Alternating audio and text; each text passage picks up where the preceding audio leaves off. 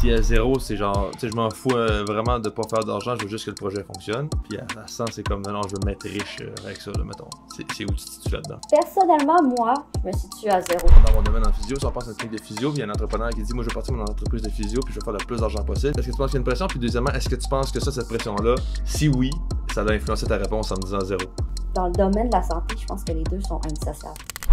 Bonjour et bienvenue à l'épisode 13 du podcast Ça me parle. Dans cet épisode-ci, on reçoit Marie-Soleil Gay, qui est finissante en ergothérapie à l'Université Laval. Elle finit sa maîtrise cette année et dans le cadre de cette maîtrise, elle a fait un projet entrepreneurial et puis elle va nous parler de ça. En fait, son projet, c'est un service là, d'entraînement adapté. Plus spécifiquement de CrossFit adapté. Donc ça veut dire que c'est des séances de CrossFit pour les gens qui ont des limitations physiques, comme un handicap par exemple, des gens en chaise roulante ou d'autres problèmes dans ce genre-là. J'espère que vous allez apprécier l'épisode. Bonne écoute. Bon, j'aimerais juste commencer par qu'on explique un peu ton projet, puis c'est quoi là, pour mettre le monde en contexte, puis ouais, on peut juste commencer de là, puis ouais, vas-y, je te laisse aller. Ben, en fait, moi, mon projet, c'est du CrossFit adapté. En fait, le CrossFit, là, tu sais, je sais pas, tu m'avais dit que tu savais un peu c'était quoi, là, mais pour ceux qui savent pas, en fait, c'est un sport qui se pratique en groupe. C'est comme individuel, chacun s'entraîne, mais tout le monde fait le même entraînement en même temps. C'est ce qu'on appelle un WOD ou un WOOD, là, ça dépend de ton accent, là, je suppose. Là. Mais c'est un Workout of the Day. Puis dans le fond, c'est un sport qui allie gymnastique, des mouvements de gymnastique, de l'haltérophilie, puis de l'endurance. OK? Puis, dans le fond, le CrossFit adapté, c'est finalement la même chose, sauf que c'est des athlètes avec des incapacités qui vont le pratiquer. Fait en gros, ça, c'est le sujet, finalement, de mon projet. Je sais plus si je l'avais dit, mais dans le cadre de ma maîtrise, là. Ouais, en ouais, ergothérapie. En ergo, ouais. Puis c'est ça. L'objectif, c'était vraiment d'avoir un sport qui était inclusif, donc de permettre aux athlètes qui ont des incapacités et aux athlètes qui ont pas d'incapacité de faire le même WOD, mais en même temps. Mm-hmm. Sauf que, évidemment, les athlètes adaptés, on adapte finalement l'entraînement à leur particularité. Donc, ça ressemble un peu à ça, là. Est-ce que ça prend comme... parce que là, tu parles d'athlètes qui ont des incapacités. Mais je pense avoir la réponse, mais est-ce que ça prend des athlètes ou c'est juste, mettons, monsieur, madame, tout le monde, quelqu'un qui est pas nécessairement, qui a jamais fait de CrossFit, puis que, justement, il peut pas marcher, par exemple, en chaise roulante. Est-ce que ça fait quand même ou faut que tu aies déjà une base? Non, c'est ça. Je dirais que c'est tout le monde. C'est juste que je les appelle des athlètes adaptés parce que moi, dans ma tête, à partir que tu fais du sport, t'es un athlète, là, mais OK. c'est ma vision. Mais je trouve ça plus facile à dire ça. Mais oui, là, c'est autant bon pour des personnes qui ont jamais bougé que des personnes qui ont bougé toute leur vie. Mm-hmm. Ce qui est le fun, justement, c'est ça, avec le CrossFit, t'as pas besoin de beaucoup d'équipement. En fait, on n'a pas besoin d'équipement adapté. On sait que ça coûte cher, le matériel adapté. Mais c'est ça. Donc, ce qu'on a déjà dans le gym, on peut l'utiliser pour adapter tous les exercices. Donc, selon ton niveau, c'est super facile là, de faire des variantes pour que tu sois capable de le faire. Là. Mm-hmm. Mm-hmm. Puis là, de ce que parce qu'on s'en parlait justement un peu hier, puis de ce que je comprends là, pour donner un peu plus d'explications, là, c'est pour l'instant vous avez fait genre 2 événements. Ben je dis vous, là, mais je pense que vous êtes en équipe avec une autre personne, c'est ça? Vous étiez 2, je pense? Ben, en fait, j'étais comme tout seul. OK. Le truc, c'est que moi, c'est ça, je viens de Saguenay. Le projet a eu lieu au Saguenay. Puis ce que j'avais pas dit tantôt, là, dans le fond, là, l'objectif, c'est oui de faire du CrossFit adapté, mais c'est d'instaurer un service dans une entreprise qui existait déjà de CrossFit. Donc, d'ajouter finalement un volet adapté au service déjà offert. Puis, CrossFit Saguenay, dans le fond, la propriétaire, c'est mon amie. C'est Rosalie Bélanger. Puis, finalement, comme genre 2021, j'ai fait ça t'intéresserait-tu que je fasse ce projet-là chez toi? Puis, elle était super ouverte. Donc, c'est comme ça que ça a commencé. Donc, elle m'a simplement gratuitement dit, bon, gars, fais ce que tu veux dans le gym, je te fais confiance. Donc, si t'as besoin de quelque chose, demande-moi là. Fait que, tu sais, j'ai comme bâti le projet, mais tu sais, vu que c'est elle qui est propriétaire, qui a les lieux et finalement, tout ce qui est business, tout ce qui est profit, c'est elle qui, tu sais, veut pas qu'il le gère. C'est sûr que je demande son accord puis tout, mais tu sais, globalement, elle m'a juste dit oui, là. Fait que... Mhm. Puis, ouais, vas-y, je pense que t'allais dire quelque chose d'autre. Non, ben Non, c'est c'est bon. ça. Fait que, tu sais, je l'ai monté tout seul, mais tu sais, j'avais quand même toujours le backup de, tu sais, c'est son entreprise, je fais pas n'importe quoi, là. Mais, fait que, oui, c'était en partenariat, mais, tu sais, tout monter le projet en tant que tel, je l'ai plus fait tout seul. Mhm. Mais là, c'est comme tu me demandais, là, les deux événements qu'on a fait. Les deux événements qu'on a fait, en fait, c'était un projet pilote. Fait que moi, j'avais fait, comme on va dire, l'étude de marché. J'avais regardé s'il y avait des besoins dans la région, qu'est-ce qui se donnait déjà dans la région comme sport adapté.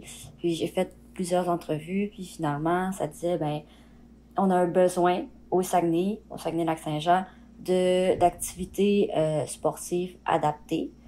Euh, donc, à partir de ça, je me suis dit, OK, c'est beau, on a plusieurs personnes qui sont intéressées, mais si je lance le projet, j'offre le service, est-ce qu'il y a vraiment du monde en réalité qui vont venir?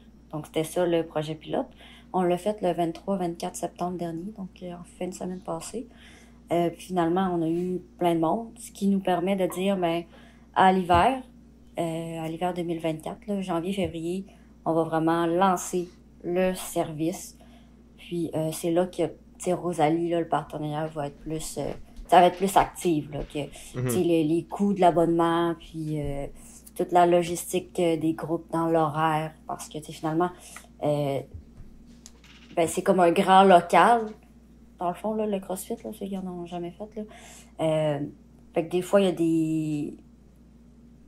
a voyons, des gyms libres, donc les personnes viennent n'importe quand, mais on a aussi des plages horaires de groupe. Fait que t'essaies de voir les groupes adaptés, on va les mettre où dans l'horaire.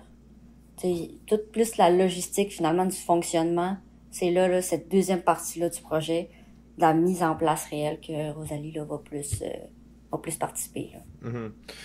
Puis pour revenir sur ce que tu disais tantôt, là, l'étude de marché, quand tu as fait ton étude de marché, y avait-tu comme un service déjà présent qui ressemblait un peu ou qui comblait à peu près la même clientèle ou pas trop?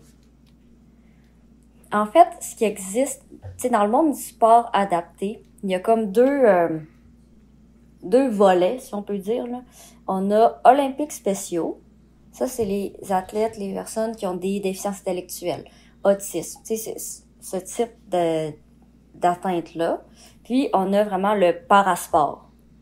Parasport, c'est vraiment plus qu'on va voir aux Jeux paralympiques. Ce qui ressort le plus dans les dernières années, là, parce que le sport adapté, en général, il commence de plus en plus à avoir de la visibilité. Mais jusqu'à maintenant, ce qu'on voit le plus, c'est vraiment le parasport. Donc, l'athlétisme en fauteuil, le basket en fauteuil, ben, c'est ces trucs-là. Mhm. Au Saguenay, Olympiques spéciaux Québec, comme district, on va dire Saguenay, est quand même très, très, très développé. Fait que c'est pour ça que moi, à la base, quand j'avais fait les entrevues, puis j'avais regardé, le besoin de sport adapté était vraiment plus au niveau du parasport. Parce que il y avait déjà une organisation au niveau des Olympiques spéciaux. Mhm. Donc, moi, je m'étais plus tournée vers les incapacités physiques, euh, puis la douleur chronique. Parce que quand j'ai fait les entrevues, il s'est avéré qu'il y avait beaucoup, beaucoup de douleurs chroniques, plus que je pensais. Puis c'était la clientèle finalement qui disait avoir le plus besoin d'avoir de l'activité physique, mais c'est adapté à leur rythme. Puis ça, ils disaient qu'il n'y en avait pas beaucoup dans la région parce que c'était soit dans le fond trop pour eux, soit tu sais, c'était comme pas, ça correspondait pas du tout, c'était comme juste plate, là, si on peut dire. Là. Mhm. Fait que tu sais, il y avait ça. Fait que, ouais, vas-y. Parce que c'est ça, la douleur chronique, là, ça rentre pas nécessairement dans une. Ben, peut-être que oui, là, écoute, j'ose pas parler parce que. Ben, Mais on dirait que ça Ben, rentre pas vas-y. nécessairement dans la limitation physique comme telle, fait que j'imagine que t'as comme... J'imagine qu'au Non, c'est début, c'est ça. ça, tu t'attendais pas à rentrer ça là-dedans, mais là, comme tu dis, il Non, y avait un c'est besoin, ça. fait que... Euh, non, c'est ça. À la base, ça, comme paralympique, là, ben, parasport, faudrait que je vérifie, là. Mes grandes réserves. Ouais, C'est douleur chronique, n'est pas comme un diagnostic, on va dire, valable pour faire ouais, ouais. du parasport. Souvent, les athlètes qui ont des incapacités vont aussi avoir de la douleur comme en comorbidité, là. Mais juste la douleur chronique, je sais pas à quel point là c'est quelque chose qui est couvert. Puis surtout que tu sais la douleur chronique c'est quand même une atteinte qui est vraiment incapacitante, là, qui est Mhm, vraiment limitante énormément. Donc c'est peut-être pour ça qu'il y en a moins là, mhm, que... mhm. Euh, sur un autre ordre d'idée, est-ce que ça coûte quelque chose pour les athlètes de participer? Ben en fait c'est les coûts de comme toi et moi là si on s'inscrit Ok. à du CrossFit.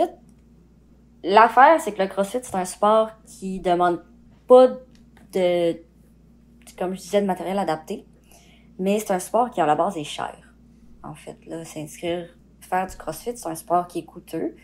Mais tu sais, mon petit côté ergothérapeute, là, l'accessibilité, l'inclusion sociale, s'assurer que tout le monde puisse participer et que ça soit accessible pour tous.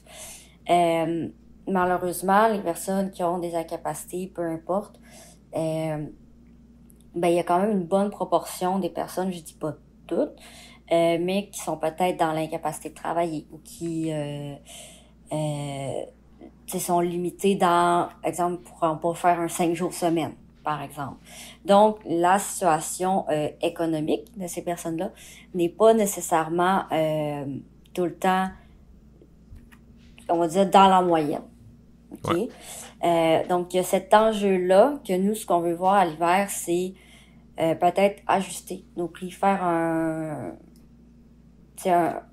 type d'abonnement peut-être qui permet à ces personnes-là d'accéder aux services puis que ça soit accessible pour eux, mais tu sais, il faut que ça reste une business, donc il faut quand Mhm, même faire de l'argent, mais tu sais, l'objectif n'est pas absolument de faire de l'argent, là. C'est mhm. plus, on veut payer les services qu'on offre, on veut être payé pour les services qu'on offre, mais si finalement on offre les services, les clients sont pas capables de ces payer, ben finalement on n'avance pas là. Fait que c'est un peu de voir là.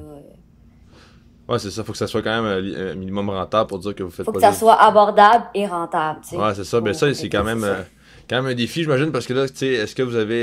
peut-être vous êtes pas rendu là non plus, puis c'est encore dans... vous êtes encore dans les tests de tout ça, mais est-ce que, tu sais, c'est... C'est ça, c'est quand même un défi, là, tu sais. Est-ce que vous avez compté un peu, mettons, ça coûte tel montant, puis nous autres, ça va nous coûter tel montant. Est-ce que tu as l'impression que ça va l'être rentable, ou ça va te prendre beaucoup de participants pour dire que ça l'est? En fait, c'est sûr que ça va être rentable parce que tu sais, comme j'expliquais à mon ami l'autre fois, tu sais, c'est pas comme un restaurant là qu'on a là. Tu sais, on n'a pas de la bouffe à rentrer qu'il faut comme avoir la passer le plus possible pour pas perdre de l'argent, pour pas perdre de la bouffe. Tu sais, le matériel est acheté Mhm, déjà. C'est comme, mhm, ben, en fait, c'est comme un gym là finalement.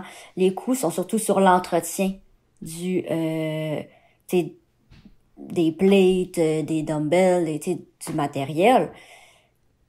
Mais à part ça, la place est déjà, tu sais, le local est déjà, je sais pas si Rosalie a loué, ben, elle a acheté l'espace, là, en tout cas, peu importe, là. Mais tu sais, c'est pas des coûts supplémentaires que ce qu'il y avait déjà dans l'entreprise. mhm. Donc, la seule chose qui peut arriver, c'est de pas avoir de profit avec cette clientèle-là. Puis, mettons, ouais, c'est ça, puis c'est ça qui est le fun aussi, avec ce projet-là. L'affaire que moi je trouve intéressant, c'est que, mettons, là, mettons qu'on on pense ça d'un point de vue 100% business, puis on pense pas à la cause, qui est quand même une belle cause, parce que c'est le fun d'apporter Mhm. cette opportunité-là à ces gens-là de s'entraîner. Mettons, on pense juste au point de vue business, tu sais, la propriétaire du local, elle pourrait se dire, ben ok, ces gens-là vont payer moins cher, fait que qu'est-ce qui m'empêche de moi prendre cette heure-là, mettons c'est une heure, là, prendre cette heure-là, puis de la réserver pour un groupe qui, eux, vont payer plus cher, là, tu sais. d'aller chercher une clientèle qui paye plus, fait que là, je pourrais être plus rentable, faire plus d'argent, fait que ma business pourrait être plus profitable, tu sais, fait que Ouais. comment on négocie ça, là, avec le propriétaire? Ben, Puis... en fait, c'est ça qui est cool, c'est que, tu sais, on a des heures de pointe, là. Tu sais, les personnes qui travaillent, souvent, les heures, ça va être plus comme tôt le matin, comme 7 heures, 8 heures, les gens, souvent, ils vont commencer à travailler.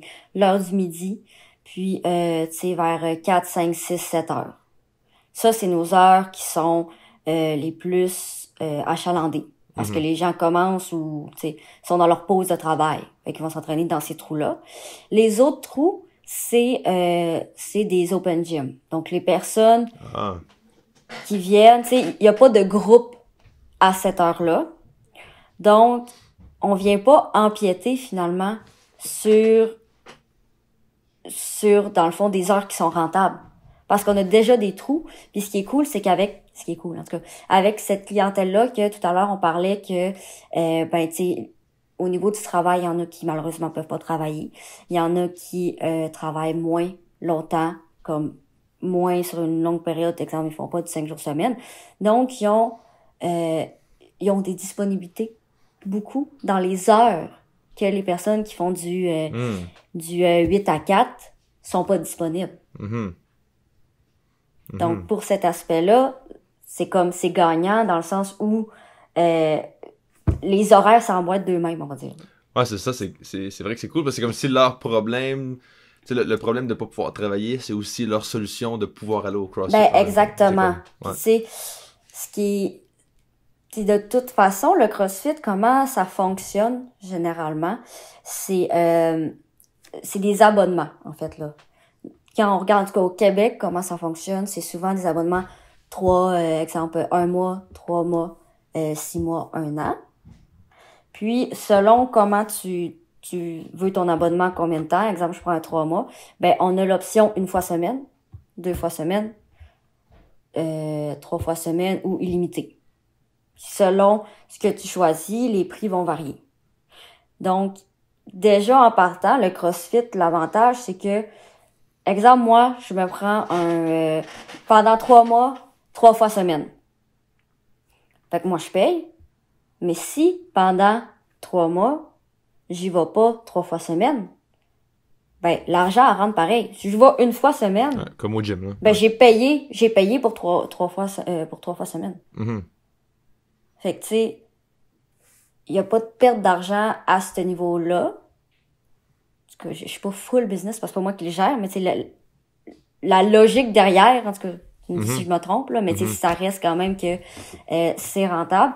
Puis, pour les athlètes adaptés, ce qu'on compte faire, en fait, ben, on l'a pas encore, je pense que je l'ai pas dit, mais on va avoir 2 volets parce que dans l'étude de marché, c'est ça, on s'est rendu compte qu'exemple, les personnes avec des douleurs chroniques, tu sais, eux, ils ont vraiment, tu sais, besoin d'être à leur rythme, puis ils aiment pas ça se sentir poussés, finalement, là, comme, faut que j'aille plus vite. En tout cas, c'est ce qui est ressorti, je dirais pas toutes, là, mais la majorité. Ouais. Donc, eux, ils ont finalement ressorti le besoin d'avoir des groupes adaptés, dans le sens avec juste des personnes qui, comme eux, ont des incapacités et avec lesquelles ils disent qu'ils se sentiraient moins jugés.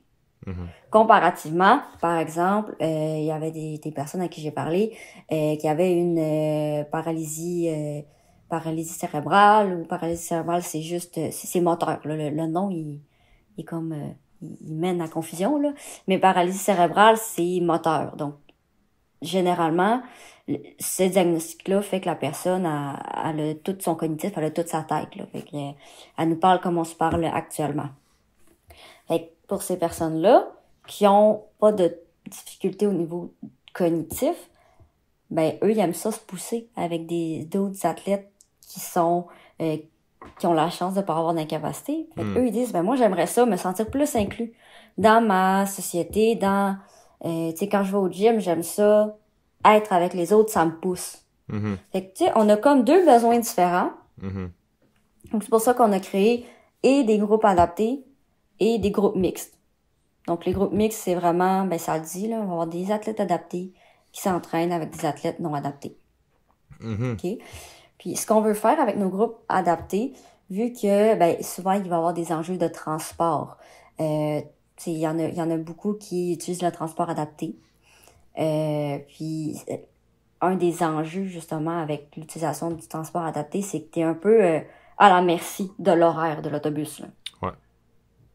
Fait que tu sais, ils peuvent pas venir n'importe quand. Ah moi c'est samedi et genre 10 heures j'ai envie d'y aller, je vais y aller. Non, faut qu'ils réservent leur transport à l'avance, une journée, 2 journées avant.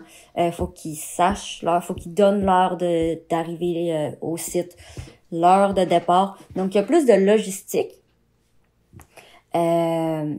Donc pour ces groupes-là, on veut faire un peu comme une saison là de soccer par exemple. Là. Fait qu'on va dire de septembre à décembre, c'est un coût fixe.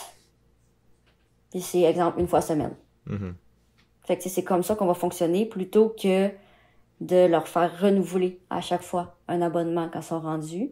Ça permet une certaine uniformité, s'assurer que on a réservé finalement cette plage horaire-là pour faire un groupe, puis que même s'il y a personne, ben on n'aura pas... on perdra pas d'argent. Je sais pas si c'était clair, c'est un peu croche, là, mais tu sais, dans le sens que quand on fait des groupes, des entraînements de groupe, je veux pas, on bloque cette fenêtre de temps-là. Donc, il n'y a pas de gym libre. Donc, exemple, moi, là, si je veux aller m'entraîner à 6 heures, mais qu'il y a un groupe à 6 heures, ben, c'est plate, mais j'y vais pas. À moins que je m'inscrive dans le groupe, là. Mm-hmm. Mais en gym libre, je peux pas y aller. Fait que, tu sais, on parlait un peu de rentabilité. C'est sûr que si moi, j'ouvre une fenêtre, ben, comme le groupe, pis qu'il y a personne qui vient, ben, je vais quand même perdre de l'argent. Je sais pas si tu comprends un peu, là. Même s'il y a des abonnements que tout, reste quand même que, si j'ai personne qui vient, reste que, tu sais, je perds des clients, là. C'est que t'enlèves le service, t'enlèves la disponibilité de ton service qui fait en sorte que les clients restent, là. Ouais. C'est ça, c'est bien dit. Je sais comment le dire, là. Mais ouais, pas comme trop. ça.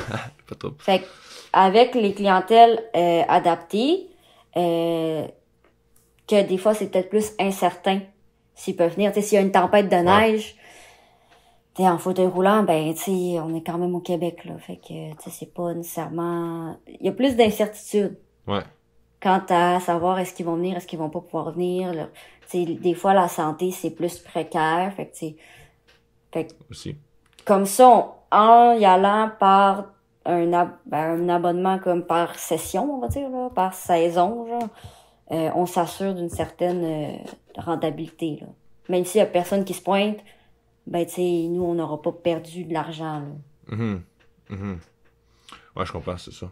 Mais est-ce que justement, parce que là, vous réservez des blocs là, mais si une personne ne peut pas se rendre à cause d'un problème de santé, y a-tu comme des... ça semble pas, mais genre des remboursements, ou tu sais, vous allez ouvrir une plage de plus pour... Tu sais, si mettons, moi je m'inscris puis je veux venir telle date, puis finalement j'ai un empêchement de dernière minute à cause de ma santé. Mais j'imagine que c'est un peu comme n'importe qui, je peux pas aller au gym, mais... Ben non, c'est ça, c'est comme ça qu'on fonctionne. Ouais, là. c'est ça, ouais. C'est vraiment comme un abonnement là, au gym. Ouais. J'arrive pas au écono. Là, tu viens ou tu viens pas, puis... Non, c'est ça. Ouais. Mais tu sais, ce qui est cool, c'est que ça va dépendre des gyms, là, mais exemple, moi, on dit 3 fois semaine. Ouais. Mais c'est comme par bloc de mois. Fait que tu sais, exemple, il y a une semaine que je file pas, j'y vais pas pantoute. Ben, tu sais, au total, c'est comme si j'avais 12. J'ai comme 12 entraînements dans mon mois, mais mon abonnement, c'est 3 fois semaine. C'est comme une façon de le séparer. Mm-hmm. Et si une semaine, j'y vais pas, ben la semaine d'après, je n'aurai 6 à la place de 3. Là. Ok. Tu sais, ça se bouge comme ça. Là. Ok, c'est plus comme une carte, un certain nombre de séances que tu peux placer quand tu veux. Là. C'est comme, tu sais, mettons dans les gyms, il y a ça, là, tu rentres dans le gym, puis mettons j'ai une carte de 12 séances, mais quand je scanne ma carte, ça enlève une séance sur ma carte. Là. C'est ça. Ok. En gros, c'est ça. Là. Je comprends. Fait que là, ça c'est quand même une bonne idée, je pense. Est-ce que, c'est ça, parce que ça, ce projet-là, c'est beaucoup plus, tu sais, comme tu disais, il y a plus de l'intrapreneuriat que de l'entrepreneuriat. Ouais. Est-ce que ça, c'est voulu de faire plus de l'entrepreneuriat ou c'est pas quelque chose que tu as pensé du tout? Est-ce que, tu sais, entrepreneuriat versus entrepreneuriat, y a-tu une préférence? Est-ce que ça t'est même pas passé par l'idée, puis tu t'es juste dit, moi, je me lance dans ce projet-là parce que je pense que ça va, c'est nécessaire. Ben, c'était voulu. Je t'avoue que c'était voulu que ça soit plus de l'entrepreneuriat. Pour ceux qui savent pas, c'est vraiment de l'entrepreneuriat. C'est euh, finalement, on fait un projet à l'intérieur d'une entreprise qui est déjà mise sur pied, qui est déjà fonctionnelle, alors que l'entrepreneuriat, c'est finalement, tu montes quelque chose qui existait pas, là, quelque chose de Mhm. complètement nouveau. L'entrepreneuriat, c'est que tu greffes finalement quelque chose à une entreprise qui existe déjà. Ben c'est ça. Moi, j'étais étudiante à l'Université Laval. Fait que en ergothérapie. Donc, c'est vraiment pas de l'entrepreneuriat que je suis pas dans ce domaine-là. Donc, reste que moi, mon objectif, c'est d'être ergothérapeute. Mhm. Euh, Là, avec ce projet-là, je me rends compte que oui, j'ai quand même une fibre entrepreneuriale, puis c'est des choses que peut-être éventuellement ça m'intéresserait. Mais, c'est au début de ma carrière, je veux apprendre l'ergothérapie, la pratique, avant de me lancer dans, exemple, ouvrir une clinique ou quelque chose Mhm. de plus qui sort finalement du champ de l'ergothérapeute, là. Mhm. Donc, tu sais, là, c'était comme voulu de partir un projet, mais de pas avoir à gérer tout ce qui est finance, tout ce qui est employé, tout ce qui est admin en entrepreneuriat, là, finalement, là. Mhm. Donc, Mhm. moi, l'objectif, c'était de faire le projet, mais de comme, je vais recommencer ma phrase. La beauté de l'entrepreneuriat, c'est que je peux faire le projet, monter quelque chose qui me passionne, tu sais, Qui qui t'importe, là? me donne exactement, mais sans avoir tout le stress, toute de gérer comme les finances, de gérer, est-ce que c'est rentable, est-ce que, c'est toute cette partie-là d'organisation, de gestion. Moi, comme nouvelle ergothérapeute, c'est pas quelque chose que je veux mettre de l'énergie dedans. En Ouais, tout c'est cas, ça. pas maintenant. Mhm. Mhm. Donc, c'est comme le meilleur des deux mondes, là. Puis, également, mon conjoint, il est militaire. Ok. Donc, j'avais d'autres projets, mais tu sais, on le sait, monter une clientèle, ça peut prendre, tu sais, ça se fait pas en un an, là. Tu sais, t'ouvres, exemple, ta clinique, t'ouvres, peu importe, n'importe ton truc, t'as une clientèle à créer. Mhm. Puis ça se fait avec le bouche à oreille, ça se fait avec les années, avec le marketing que tu fais, avec, tu sais, il y a beaucoup, beaucoup de travail derrière ça. Donc, tu sais, ça peut devenir rentable après, tu sais, après 10 ans, là, tu sais, je veux Mhm. dire, c'est sur le long terme. Moi, je sais pas, actuellement, je suis au Saguenay, tu sais, on le sait, les forces armées, c'est de l'incertitude. Fait que si je travaille pendant 2 ans sur un travail, sur un projet, puis que finalement, ben, il faut que je me ramasse à Trenton, ben, c'est plate, là, mais, Mhm. c'est à moins que mon projet se fasse comme sur Internet, là, que là, je peux le faire de n'importe où, mais, tu sais, là, ce serait pas le cas. Non, mes intérêts, c'est du concret à un endroit fixe. Euh, Fait que c'est pas possible de penser que je serais capable de lancer quelque chose de viable en 2 ans. Mhm. Fait que c'est un peu pour ça aussi que je suis penchée plus vers l'entrepreneuriat, parce que quand je serai plus là, si tu sais, les propriétaires sont intéressés et que tu sais, c'est rentable pour eux, ben moi, je vais les avoir aidés à monter comme le service, etc. Puis ils vont pouvoir le poursuivre. Ça va être ça va être là pour rester. Mhm. Mhm. Est-ce que ton objectif avec ça, c'est d'un point de vue financier, est-ce que tu t'attends à ce que ça soit rentable pour toi ou c'est juste tu sais, parce que mettons là, on met ça sur une ligne, là, un gradient ou de 0 à 10 ou peu importe, là, sur une échelle, mettons. Si à 0, c'est genre, tu sais, je m'en fous vraiment de pas faire d'argent, je veux juste que le projet fonctionne. Puis à 100, c'est comme, non, non, je veux me mettre riche avec ça, là, mettons. C'est où tu te situes là-dedans. Personnellement, moi, je me situe à zéro. Moi, je veux pas faire d'argent. Moi, mon objectif, c'est vraiment en lien avec les valeurs de la profession d'ergothérapie. Fait que c'est de rendre le sport, l'activité physique accessible pour les personnes, rendre l'occupation, finalement, Mhm. accessible. Mais je dirais qu'il y a quand même je dirais que je suis quand même à un 10 que je veux faire de l'argent mais comme pour la personne avec qui je travaille. Tu sais, moi, mon objectif tout le long, c'était, oui, moi, je veux pas faire d'argent, mais c'est important pour moi que je propose à mes partenaires, à Rosalie, finalement, un projet qui va être rentable pour elle. Parce que ça peut être le meilleur projet du monde, mais si elle capte de l'argent, ça sera pas un projet qu'elle va maintenir, là. Ouais. C'est juste pas logique. Fait que c'était vraiment de proposer un projet qui, pour elle, ferait de l'argent, dans le fond. Qui est rentable pour elle. Fait que c'est comme 0 pour moi, mais 100% pour l'autre, genre. Ça va changer avec le temps, là. Tu sais, là, je prévois être, tu sais, me trouver une job, exemple, 4 jours semaine, ergothérapeute.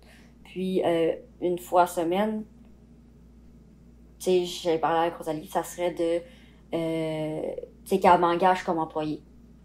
Là, tu sais,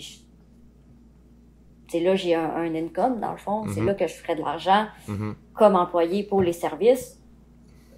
Mais, tu sais, pour moi, pour l'instant, ça ira pas plus loin que ça parce que je vise pas à être gestionnaire pour l'instant.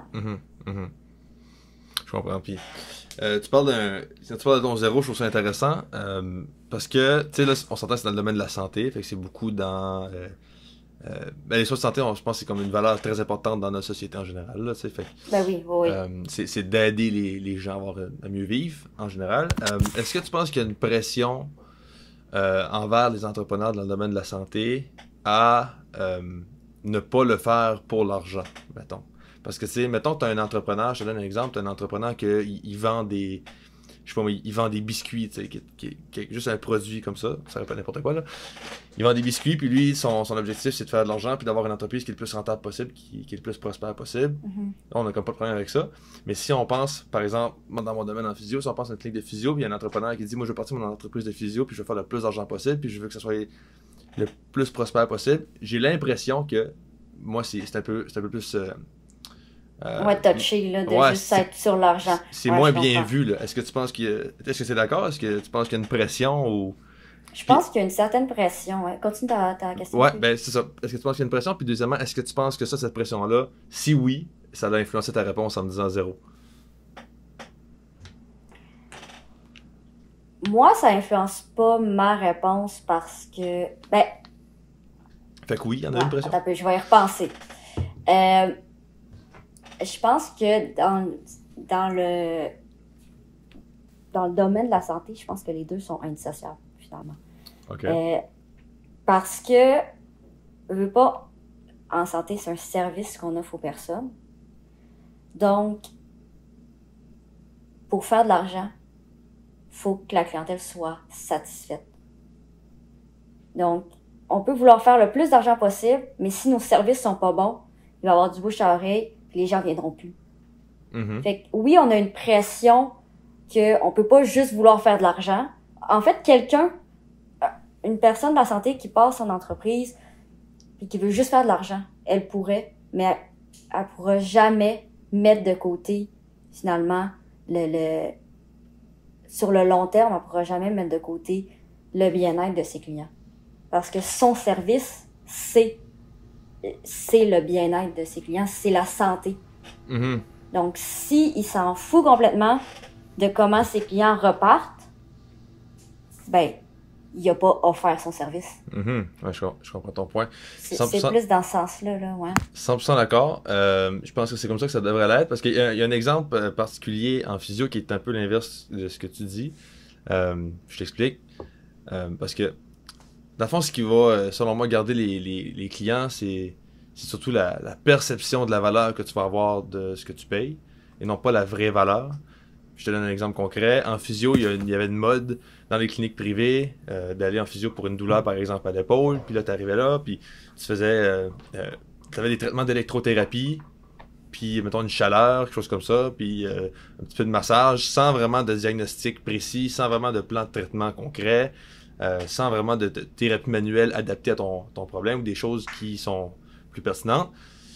Puis là, c'est ça. Fait que les gens viennent, mettons 2-3 fois par semaine, ils viennent se faire plugger sur une machine, puis ils retournent chez eux, puis ils reviennent, puis ils restent là pendant comme 3-4 mois, sans nécessairement beaucoup d'amélioration, mais ça fait du bien sur le coup, fait que les gens trouvent que ça les aide, parce qu'une machine d'électrothérapie, ça soulage. Puis ça, c'est un modèle qui a été répété pas mal. Puis là, c'est de moins en moins fréquent parce que là, on se dit, ça n'a pas de bon sens de... Tu sais, c'est pas tellement éthique, là, dans le sens que les gens payent pour un service, puis... fait que la perception des clients, elle est là. Ils perçoivent une certaine valeur, mais la vraie valeur de soins de santé n'est pas nécessairement là comme elle devrait l'être. Là, tu sais. Ouais, je comprends ce que tu veux dire. Fait que, Ouais, là, je pense qu'on rentre vraiment, comme tu le dis, là, dans l'éthique, je pense. ouais. Tu sais, on l'apprend là, dans nos cours, là, que c'est... Je veux pas, tu sais, on est les professionnels, on connaît ce qu'on fait. Donc, les personnes, ils ont comme pas le choix de nous faire confiance. Mhm. Tu sais, fait que tu sais, là, on parlerait plus d'abus de pouvoir. Puis oui, c'est vrai que, tu sais, exemple des aiguilles sèches, là, tu sais, je veux dire, le coût, il augmente. Fait que tu sais, de dire à chaque fois comme, ah, ben, on va se revoir une autre fois pour un autre traitement d'aiguille, alors que ça serait pas nécessaire. Là, je suis d'accord que là, tu sais, ça pourrait être quelqu'un qui pense plus à l'argent que le client. Mhm. C'est sûr, ça doit être touché. C'est vrai que dans ce sens-là, mais tout ça derrière le fait que pour que la personne revienne, c'est parce qu'elle a une certaine confiance en son professionnel, puis que elle croit que ça va lui servir, que ça va lui bénéficier. C'est que, tu sais, dans un sens, elle pourra être satisfaite parce que, exemple, le physiothérapeute met du temps sur elle, puis que, tu sais, pour elle s'est fait dire ça, donc ça doit être ça. Ouais, c'est la perception. Encore, c'est ça, c'est beaucoup de jouer sur la perception, pardon, du client. Fait que, je pense qu'encore là, on pourrait dire que c'est quand même indissociable, la satisfaction du client. Pour avoir de l'argent, faut que le client soit satisfait.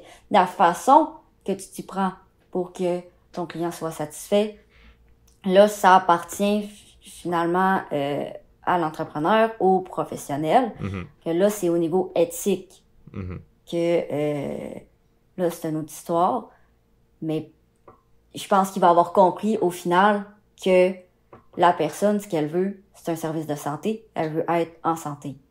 Donc, en disant « Oh, vous avez besoin d'un autre traitement de tac, tac, tac », elle vient jouer sur ce besoin-là d'avoir un service de santé. Ben, finalement, pour venir à ma question initiale du début, là, j'en comprends que tu es d'accord qu'il y a une certaine pression, je pense. Puis je pense que c'est comme normal aussi, là, parce que justement l'éthique rentre là-dedans, mais il y a une certaine pression pour les entrepreneurs en santé d'être beaucoup plus éthique, puis d'être beaucoup plus... de pas délaisser le côté soins de santé pour faire de l'argent, mais je pense que c'est quand même...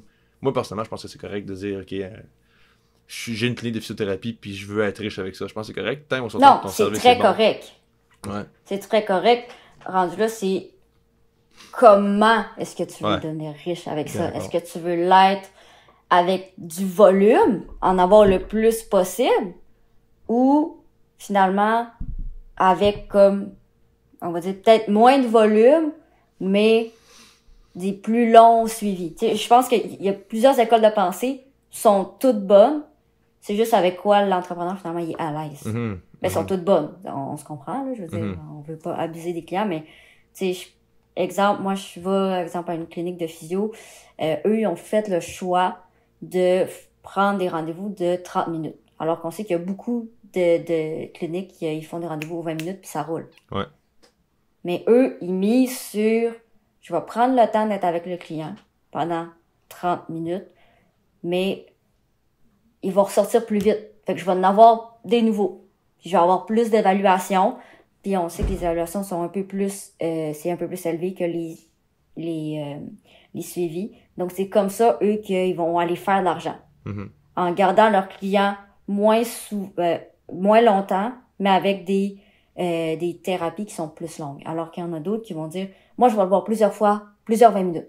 Tu sais, c'est une façon de penser différente, là. Absolument. Petite question sur ton parcours personnel, ben professionnel, c'est-à-dire là-dessus, là, sur ton projet. Qu'est-ce que t'as... Une chose que t'as apprise, puis que tu pensais pas apprendre. Mettons, quelque chose qui t'est tombé dans la face, c'était genre, oh, j'avais pas pensé à ça pantoute, mettons.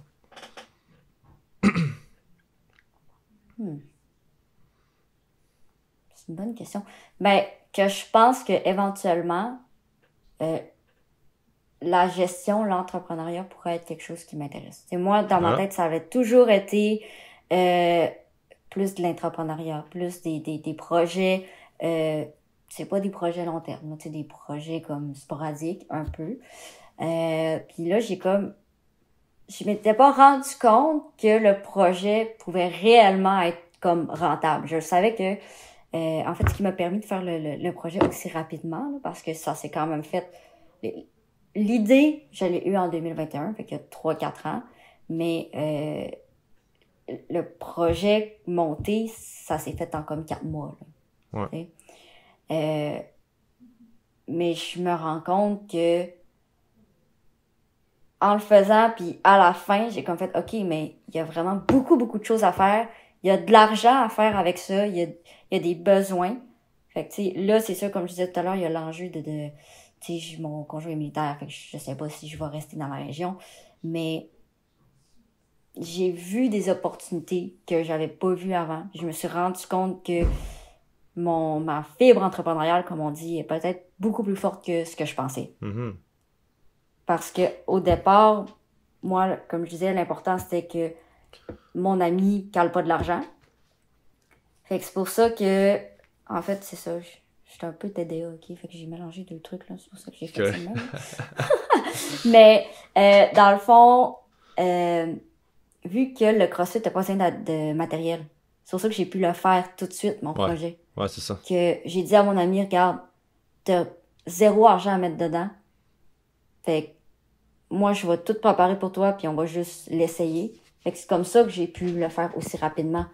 Fait que tout l'aspect financier, jusqu'à maintenant, tu sais, j'y avais pas pensé. Mais là, une fois que le projet a été fait, qu'on sait que ça part cet hiver, et que là, je pense plus à ben là, le coût de l'abonnement, tu sais, tous ces détails-là que j'avais pas nécessairement pensé, ben je me rends compte que, ben tu sais, j'aime ça un peu, là, faire comme, OK, ben ça va-tu être rentable?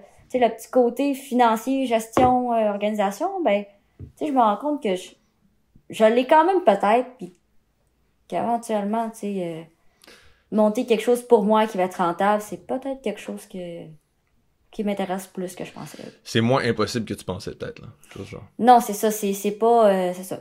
Plus atteignable que ce que tu pensais. Puis Ouais. ça veut-tu dire que, mettons, un jeune, ben peu importe quelqu'un qui aimerait savoir si ça pourrait l'intéresser, faudrait juste qu'il se lance dans quelque chose puis il va le savoir ou, tu sais, parce que là, de ce que je comprends, c'est un peu ça qui t'est arrivé. Fait que est-ce que tu recommandes à n'importe qui doute de juste, bon, je me lance dans un projet puis on verra?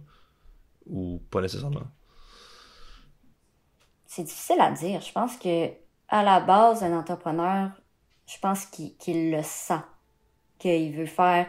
Je pense qu'il y a comme une flamme, là, c'est bien quétaine, là. Mais dans toute personne qui part une entreprise ou qui a des projets quelconques, il y a une certaine volonté, je pense, de changer quelque chose, d'amener quelque chose de nouveau. Fait que je pense que c'est pas obligatoire de le faire, en tout cas au début, c'est pas obligatoire de tout de suite faire un projet n'importe quoi de grand ou quelque chose. Je pense que c'est plus d'être, je sais pas comment dire, t'es pas obligé de le faire concrètement, mais je pense que hey, c'est quand même dur comme question. Mais je pense que t'es pas obligé de le faire. Ouais. Pour découvrir que t'es un esprit comme entrepreneur. Mm-hmm.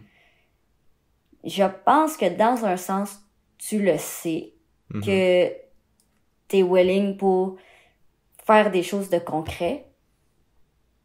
Je pense que tu peux le savoir avant même d'avoir commencé, mais que c'est en faisant des projets que tu vas te rendre compte. Est-ce que c'est vraiment fait pour moi? Est-ce que c'est le style d'entrepreneuriat que je veux faire? C'est tout, parce que c'est quand même très large, là. Ouais. À la base, je pense que tu le sais si t'es comme un visionnaire.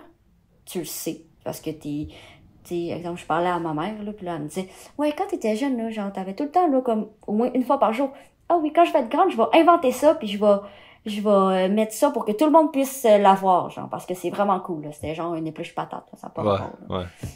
Mais tu sais, je pense que tout le monde a comme un esprit créatif ou, tu sais, tout le monde a quelque chose qui le pousse à, j'aimerais ça faire ça. Mm-hmm.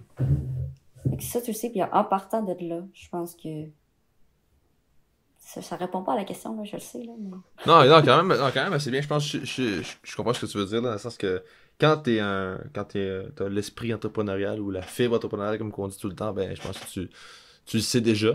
Euh, Moi, j'ajouterais que j'ai l'impression que même si tu penses pas nécessairement aimer l'entrepreneuriat ou aimer partir des projets, tu peux quand même juste essayer, puis un peu, un peu comme tu mentionnais, tu peux peut-être rester surpris à quel point c'est plus atteignable que ce que tu t'imaginais au départ, là. Non, c'est ça. Mais je pense en fait que ce qui fait peur, c'est, en tout cas moi, c'était ça, c'est tout l'aspect finance. Tu sais, tu veux pas l'argent fait partie Ouais. de ce monde, là, puis ça rule the world quand même, un peu, on va se dire, là. Pas mal, ouais. Tu sais, moi, pourquoi j'ai pu faire ce projet-là, c'est parce que j'avais pas la nécessité de faire de l'argent, puis j'avais pas l'enjeu que j'avais besoin de fonds pour le faire. Parce que mon projet, ben, ça a donné que j'avais pas besoin de fonds. Mm-hmm. Donc, c'est ça qui m'a permis de me lancer plus tôt. Mm-hmm. Probablement que les enjeux financiers auraient fait que je n'en serais pas là. Hmm. Intéressant. Fait que ça peut être. Fait que je pense que c'est logique aussi, mais c'est un des facteurs qui fait en sorte que probablement il y a des entrepreneurs qui se lancent jamais aussi, là. Tu sais, quand tu pars Exactement. déjà dans la vie avec moins d'opportunités que certaines autres personnes, peut-être que là, ça c'est plus. Ben non, c'est ça. Ouais. Puis ça va un peu dans les contacts, Ouais. Tu sais, en prenant du recul, je me rends compte que tu sais, ça fait quand même plus longtemps que je travaille sur ce projet-là que je pensais, tu sais. Quand je suis rentrée à l'université, je me suis tout de suite intéressée au sport adapté. Puis je suis allée partout au Saguenay, j'ai travaillé partout au Saguenay dans les sports adaptés, avec les clientèles adaptées, ce qui a fait que en fin de semaine passée, ben les personnes qui étaient là, c'était aussi des personnes avec qui j'avais travaillé dans le passé. Donc, tu sais, quand on parle de monter son réseau de contacts, je pense que même inconsciemment, je le faisais. Je l'ai fait vraiment avant. Mm. C'est ça qui a aidé aussi là, à avoir comme la participation aux portes ouvertes, là, Mm-hmm. au projet pilote. Fait que tout ça, je pense que ça a un impact. Là, tu sais, le budget que tu as, le support que tu as aussi, là. Le cercle social, ben pas le cercle social, mais le réseau de contacts. Si tu le fais tout seul, ton projet, ou si tu le fais à deux. Quand tu le fais tout seul, c'est le fun, t'as personne pour dire, ben non, ça marche pas, t'as personne pour on va dire, te freiner. Mais en même temps, quand t'es tout seul, t'as une pression de plus parce que t'es le seul, tu veux dire, le projet est juste dans ta tête, là. Ouais. Mais quand t'es deux, tu sais, c'est l'inverse, là. Tu peux travailler, tu peux échanger, mais il peut y avoir des frictions. T'sais, quand il y a de l'argent qui rentre, quand il y a... Ben, en fait, surtout l'argent. Comment on dépense notre argent, comment on... T'sais. Mm-hmm. Je pense qu'il y a plusieurs facteurs, finalement, là, à l'entrepreneuriat. Qu'est-ce qui fait qu'une personne se lance ou pas? Puis, pour finir, où tu vois ton projet dans 5 ans? Où je le vois? Ben, comme je disais, à date, c'est plus des projets sporadiques. Tu sais, j'ai comme plusieurs projets, là. Mais ce projet-là, moi, je le vois comme qui est instauré, puis que ça continue dans 5 ans, que je pense que tu sais, le CrossFit adapté, c'est pas très répandu au Canada. Il y en a un peu par-ci par-là, il y en a un peu au Québec aussi, mais tu sais, c'est pas vraiment là la majeure, on va dire. Comparativement aux États-Unis puis en Europe, que le CrossFit adapté, c'est quand même connu. Ouais. Moi, je pense, pour la région du Saguenay, je pense que ce projet-là va comme être un peu le tremplin pour d'autres initiatives de ce genre. Je pense qu'il va amener des choses intéressantes. Je pense qu'un peu, ce projet-là, les personnes vont devenir un peu des références dans le sport adapté, moi je pense, là, en tout cas au Saguenay. Donc je le vois grandir, puis je le vois devenir un pilier un peu là, dans la région. Pour le reste, peut-être que ça va grossir en... Là, j'en ai pas encore vraiment parlé, là, mais tu sais, mon objectif, c'est peut-être de créer une formation ou quelque chose pour permettre finalement aux organismes sportifs d'adapter leur propre sport. Tu sais. Je fais pas de karaté, mais je suis ergothérapeute. Donc, la spécificité de l'ergothérapeute, c'est d'adapter les activités. En gros, c'est ça l'ergothérapie. Donc, est-ce que je pourrais pas, en utilisant, disons, le projet de CrossFit comme exemple de réussite, est-ce que je pourrais pas l'utiliser pour finalement créer une formation ou créer quelque chose qui va dans le Québec, là, donner des formations partout pour pousser les coachs de basket, les coachs de volleyball, de n'importe quoi, de tennis, leur montrer que c'est possible d'adapter. Puis c'est pas difficile. Faut juste avoir les outils puis se faire confiance. Mm-hmm. Fait que, tu sais, le CrossFit, dans 5 ans, ce projet-là, je le vois comme vraiment bien instauré. Mais je vois pas de développement pour ce projet-là, tu sais, comme direct. Là. Je sais pas comment je veux Ouais, dire. non, je comprends. C'est au moins de juste l'instaurer qui roule puis que ça puisse continuer comme ça. Puis Exactement. l'entreprise pourra faire un peu comme l'adapter comme eux autres ils veulent par la suite. Là, c'est ça. Ouais. C'est Cool. ça. Fait que pour ce projet-là, c'est ça, mais je pense vraiment l'utiliser comme publicité, peut-être, finalement, pour d'autres projets là, qui s'en viennent. Ah, ça, c'est un peu comme pour partir la roue sur des projets futurs. Puis, Non, c'est ça. Puis je pense que c'est un peu ça aussi, là, l'entrepreneuriat. Il faut starter quelque part. Ouais, ben ouais, absolument. Les gens me demandent, ah, tu veux-tu faire ça ailleurs, à d'autres places? Pourquoi au Saguenay? Ben, tu sais, tout ce que je leur réponds, c'est tout le temps, faut commencer quelque part. C'est bien beau avoir des idées, mais je pense qu'il faut quand même tout le temps demeurer dans le réaliste. C'est beau de rêver, mais je pense qu'il faut se doser, genre. Ok. Faut y aller par petites bouchées, parce que sinon, je pense que c'est facile de se perdre puis de se sentir submergé, là. Mais peut-être que c'est moi qui est un peu chicken ou un peu plus réservé là, dans ces affaires-là. Là. Il y en a qui sont plus éclatés que moi. Ouais, c'est bien correct si ça leur fait, mais moi, mon anxiété ne le prendrait pas. Ouais, c'est sûr que je vois ton point là de des fois on va très très grand puis ça devient un peu overwhelming en bon français là, fait que non, absolument. Ben merci beaucoup Marie-Soleil pour ta participation. Moi j'arrêterai ça là, je pense que c'est une très belle discussion. Ben Moi oui. j'ai appris pas mal d'affaires aussi sur ton projet puis ta vision puis tout ça, fait que je te remercie beaucoup. Ben merci à toi, c'est vraiment cool. Là. Merci de m'avoir invité. Puis, ouais. Ben pas de problème, ça fait plaisir.